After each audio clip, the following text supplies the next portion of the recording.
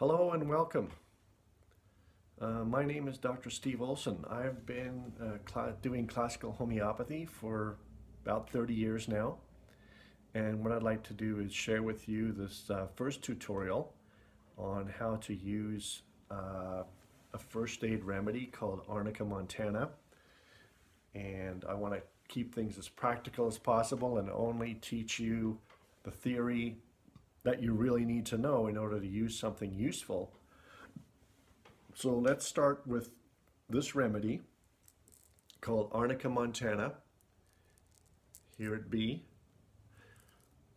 little granules made by a pharmacy that you can get in most health food stores or look on the internet for it. It can be shipped to you. You don't need a prescription.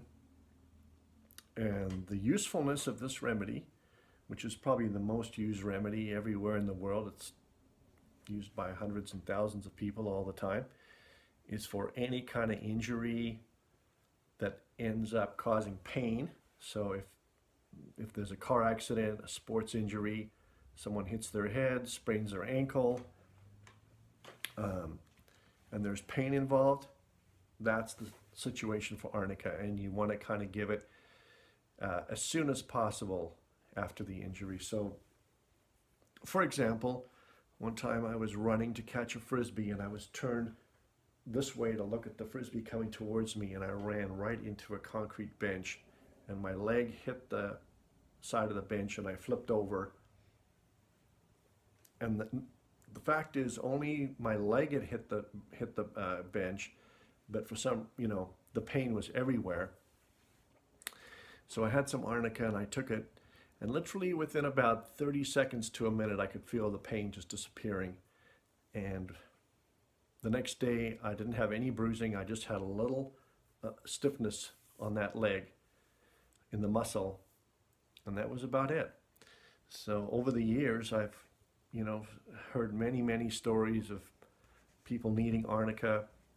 A child falling down the stairs and becoming unconscious, and the parent put some Arnica under their tongue and the child woke up.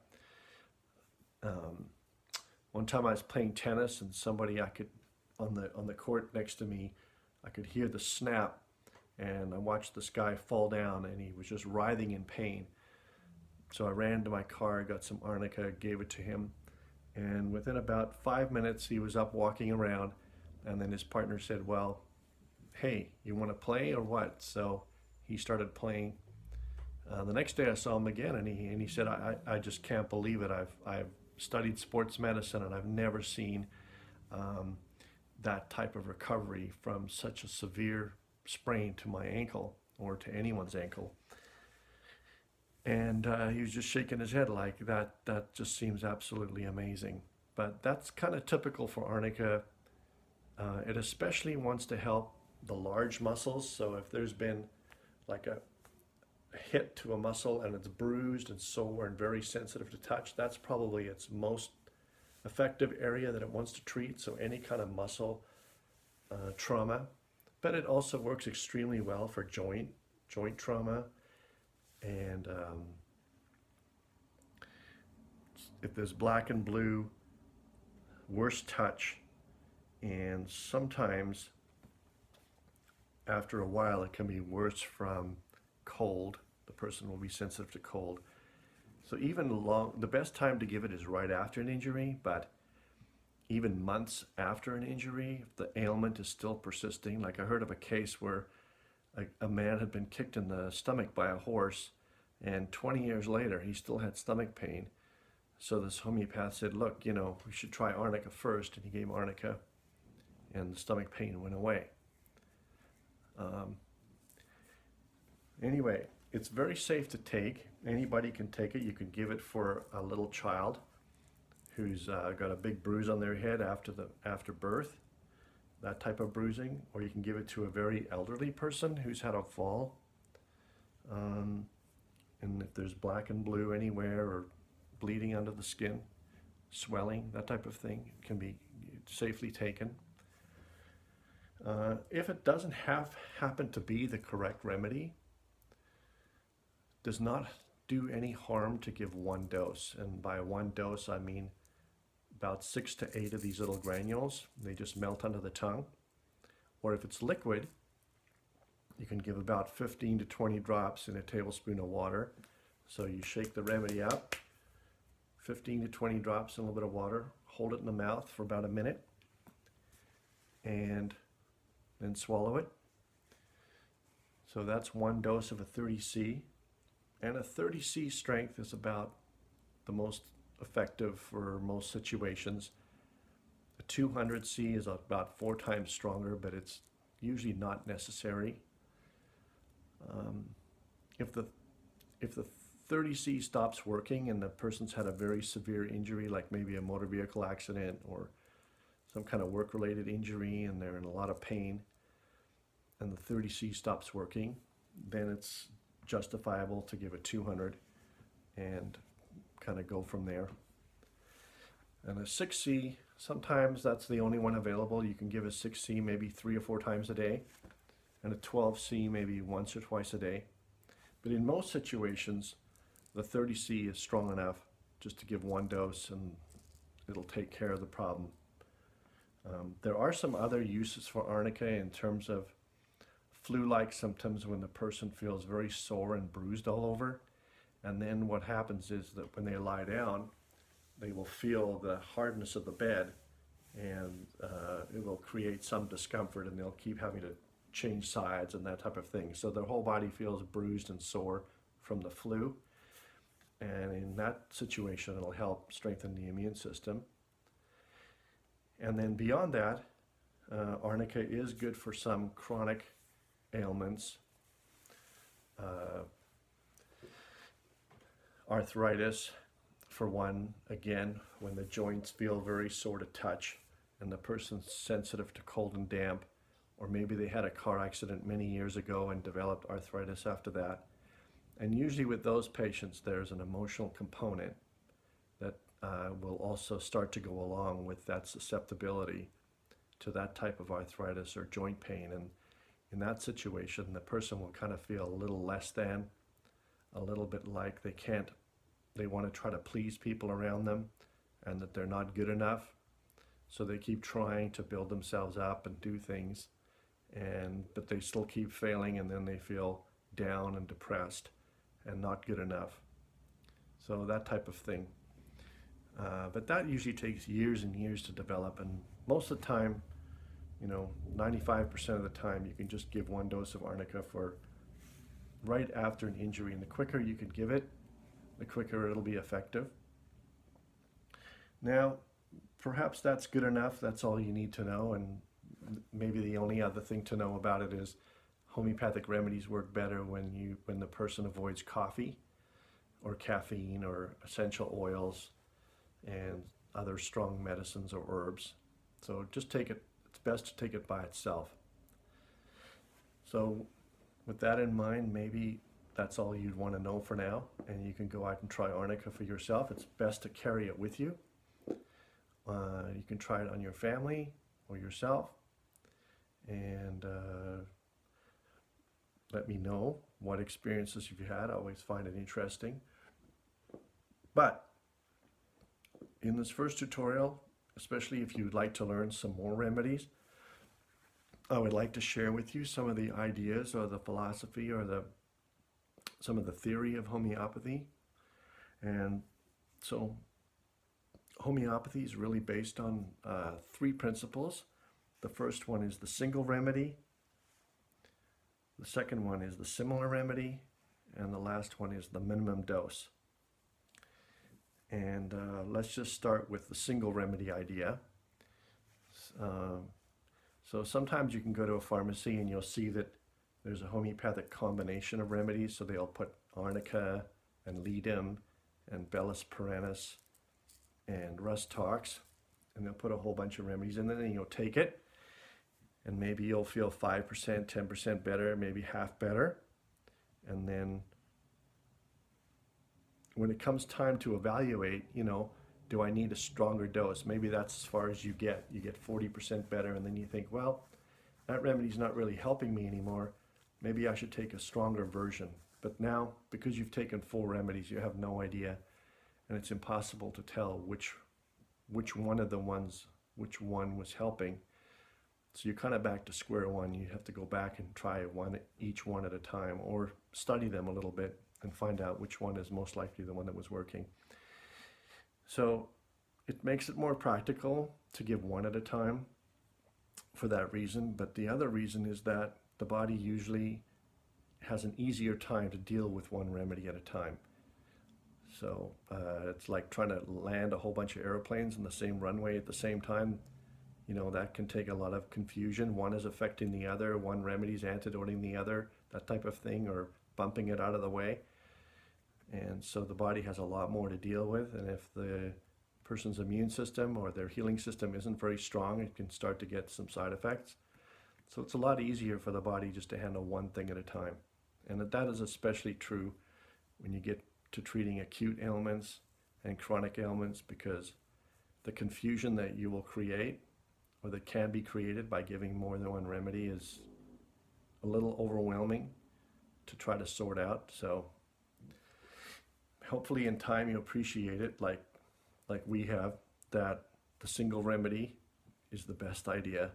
In the long run also, because you're giving one remedy at a time, you can learn from that. So when you cure something using one remedy, you get to gain that knowledge that that was the remedy that cured it, and you remember what it cured. And so your knowledge for each remedy will build up and get stronger and stronger and stronger. And unfortunately, that can never happen when you give two remedies in a row. You will always be in doubt which one worked, and so you have to keep discarding the information and not holding it in a factual way. So that's the idea of the single remedy. The next idea is the similar remedy, and this is probably in some ways a very simple principle, and in some ways extremely complicated and difficult, and something we absolutely do not know everything about. But to say it in the most simple terms, the similar remedy, if I can explain by analogy here. So here's the patient. Let's say they have muscle pain and worse sense of touch, black and blue, worse from cold, and they're feeling not good enough about themselves. So there's the symptoms, the patient, and the remedy is the same. It has exactly the same symptoms. Muscle pain, sensitive to touch, black and blue, not feeling good about themselves, and worse from cold. So when you put these two together, when the remedy pushes against the person's healing system, the healing system might get worse for a very short amount of time. So in first aid, we don't notice it getting worse, but in an acute illness, it'll get worse, maybe, not necessarily. But most of the time with a chronic ailment, it will get worse for one day because the remedy's pushing against the most sensitive area. And then the healing system will then recognize that the remedy's there and start to push back the other way. And that's the benefit part. And then you get the healing reaction after that that goes on for a number of hours or days. And so in a way, it's a very simple idea that in order to get a healing reaction, the remedy has to be more than 98% correct. And we call that the simillimum. And that's what makes homeopathy kind of unique and different, is because that's all we're really ever doing. We're only just looking for the simillimum. So the simillimum for the first aid, the acute or the chronic, whatever it is, that's always what we're doing. And if we give the simillimum, the healing system will always react in a very intelligent way to start to cure whatever it's up against, whether that's just a sprained ankle or a flu or arthritis or migraine headaches or some horrible skin disease or multiple sclerosis or some suicidal depression or anxiety attack situation. So the healing system of the body, just to go one step further here, Another way of saying that in regular science is we talk about homeostasis. So homeostasis is the ability of your body to maintain health, vitality, everything kind of operating within a certain boundary. You know, you want to have a certain blood pressure, not too high, not too low. You want to keep your body at a certain temperature. You want to keep your mood within a certain limit. You want to keep all your muscles, your joints, and your organs all functioning within a certain limit. And if that homeostasis is working, you're kind of being created from the inside with kind of your own innate intelligence to create wellness. When that healing system is broken in some way or susceptible in some way, then eventually it takes very little stress to overwhelm it and to throw it out of balance. So for example, if somebody has hay fever, it doesn't take very much pollen or from a tree or from a flower or something like that to create all kinds of itching and coryza, runny nose, scratchy throat, you know, all the symptoms of hay fever. It's a very small stress that tips the homeostasis out of balance. And so that, again, that's what we're interested in. We're not interested in diagnosing the fact that the person has hay fever. That's pretty obvious.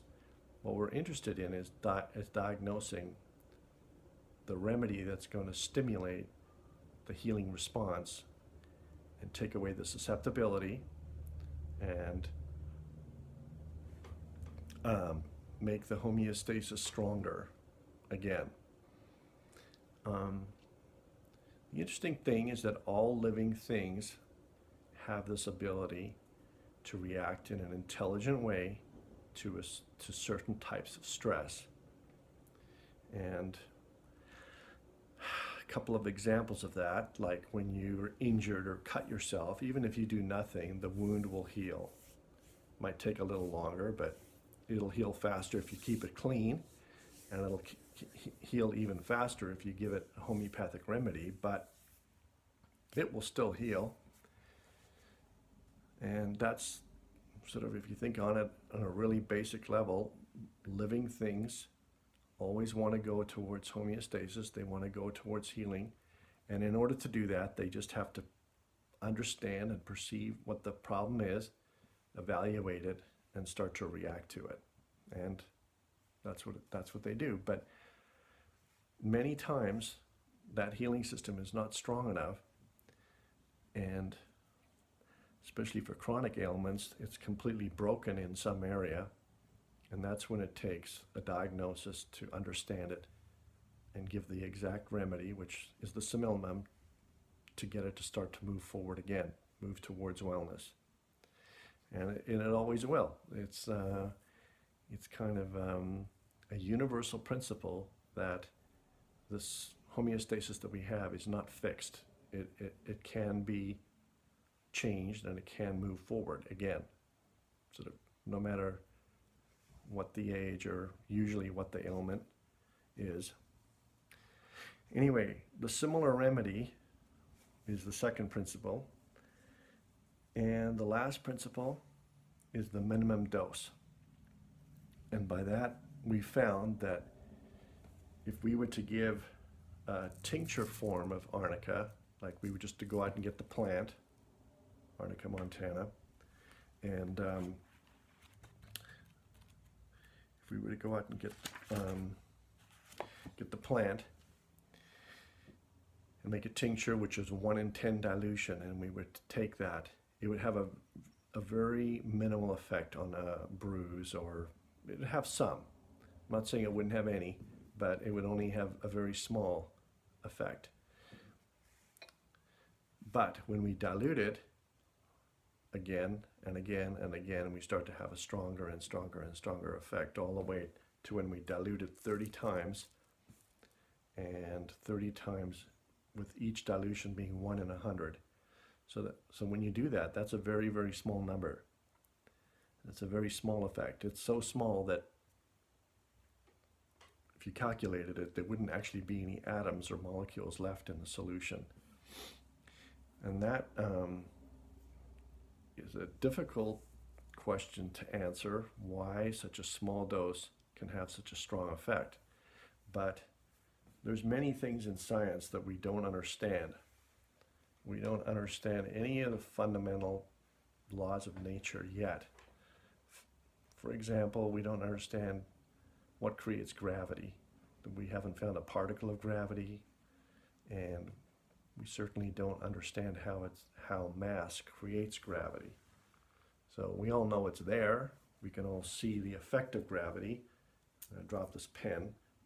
The Earth is going to keep pulling it down, but that force that pulls it down,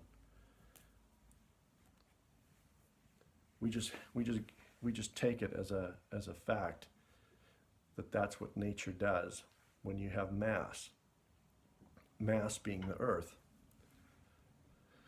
So it's the same with a homeopathic remedy. When you dilute it, it becomes stronger and stronger, and that is something we can feel and experience when a remedy is taken, but it is not so easy to explain in terms of, chemistry and science as it is right now. I did do a study that showed that when you give a homeopathic remedy, it changes the attachments on the DNA. And when that happens, the DNA becomes more tuned, and when it's more tuned, the homeostasis is stronger. So that's interesting that a remedy does tune the DNA. It makes all the genes that are supposed to be on turn on, and it turns off the genes that should be off. So if you were looking for something to help with pain, and you could turn on more genes that produces more endorphins, the pain is just going to drop.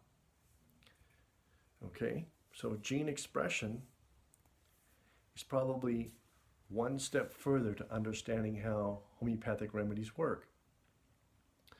Gene expression is also affected by the healthy foods we eat. When we eat healthy foods, our gene expression gets more positive and is more helpful for preventing different diseases. Also, our emotional environment. When we're in a positive emotional environment, our gene expression is healthier, and it produces calming influences in the brain, and we're better able to learn, and we're better able to work, and that type of thing. So our environment affects our gene expression all the time, but it's also interesting that the right homeopathic remedy can also favorably affect gene expression. And what I think is even more important about that is that when someone has a chronic illness and we treat them before they have children, they're going to pass on that positive gene expression to their children. And if we keep doing that generation after generation, children will not be born with so many tendencies to chronic problems, which is what we see today. We see so many children with behavior problems, learning problems, physical problems, chronic things, asthma, skin problems, stomach ailments, headaches at an earlier and earlier age. And that's a big problem. That is a concern for all of us. So if we give homeopathic treatment to our children so that when they pass on that health, that new level of health to their children, we're going to see less and less behavior and learning and physical ailments. That's a big deal, I think, for our society. Anyway, the three principles of homeopathy: the single remedy. So when you give yourself or give someone in your family a remedy, give them one remedy, give them one dose, and it's based on the idea of similarity. I think that's probably enough for one tutorial. The only other thing I want to share with you, this is a book I wrote called Nature's Way to Better Health. It's available on Amazon, and it basically goes over all the remedies that I would like to share with you, the rest of them in the second tutorial, which is all about first aid, and there's about 12 of them here. So, but it's nice to have a reference to it. The other thing, if you would like to just learn first aid, then this is probably all you need. If you would like to go on and start to learn remedies for flu or ear infections or bladder infections or acute illnesses, that will be in upcoming tutorials. But for that, you need a little bit more extensive background understanding that goes a little deeper from what I've said today. And this would be a book to start to look at. It's called The Science of Homeopathy by George Vathulkas. I'll just see if I can put it up close there. You can look on the internet. You might find a used copy, or there's different booksellers that sell it.